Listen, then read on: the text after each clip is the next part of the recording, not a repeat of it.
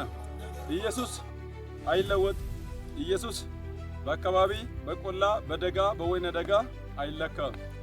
ሁኔታ ቢከዳችሁ በዓለም ዙሪያ ሆናችሁ ይህን ድምፅ የምትከታተሉ ይሄ አይከዳችሁ። ከበሽታ ነፃ ያወጣችሁ፣ ከጥያቄም ትወጣላችሁ፣ ካዛችሁ መከራ ትወጣላችሁ። ነገር ቢከዳችሁ ወንጌል አይከዳችሁ። የምትፈልጉት ነገር ቢከዳችሁ ወንጌል አይከዳችሁ። አሜን። አይዟችሁ፣ ነገ ሌላ ቀን ነው። አሜን። ነገ ሌላ ቀን ነው። አሜን። ማክሰኞ ለሮብ ስፍራ እንደሚሰጥ፣ ሮብ ለሐሙስ ስፍራ ሰጥቶ እንደሚሄድ፣ አርብ ለቅዳሜ ስፍራ ሰጥቶ እንደሚሄድ መከራችሁ ለስኬት ስፍራ ሰጥቶ ይለቃል። አሜን። መከራችሁ ጨለማችሁ ለብርሃን ስፍራ ይለቃል። አሜን። የምታዝኑ ሰዎች እግዚአብሔር ድንገት ይደርስላችሁ። አሜን።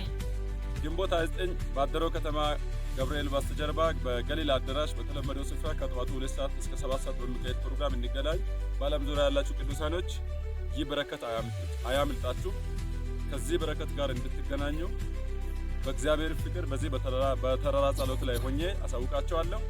በውጭ ሀገር ያላችሁ ኢትዮጵያውያን፣ በአሜሪካ፣ በደቡብ አፍሪካ፣ በአረብ ኤምሬት ያላችሁ እንዲሁም በካናዳ በሌሎችም ስፍራዎች የምትገኙ የእግዚአብሔር ሰላምና በረከት ያገኛችሁ። አሜን። እስከዛሬ የለፋችሁ ባላችሁ ጉዳይ ላይ መልስ ከጌታ ይምጣላችሁ። አሜን። ባለቀሳችሁ ጉዳይ ላይ የሚያስቅ ነገር ይምጣ። አሜን። በጨለመባችሁ ጉዳይ ላይ ብርሃንን የሚሰጥ መልስ ይምጣላችሁ። አሜን። ካላችሁበት ሁኔታ ውስጥ በጌታ ስም አወጣው። አሜን። ወንድማችሁ ነብይ ፍቅሩ ነኝ። በጸሎትና ባላችሁ ገንዘብ በሚያስፈልጋችሁ በዚህ ሚኒስትሪ ጎን ሁኑ። ይህች ሚኒስትሪ የእናንተ ነች። ጌታ ከኛ ጋር ነው። ተባረኩ። ሻሎም። አሜን።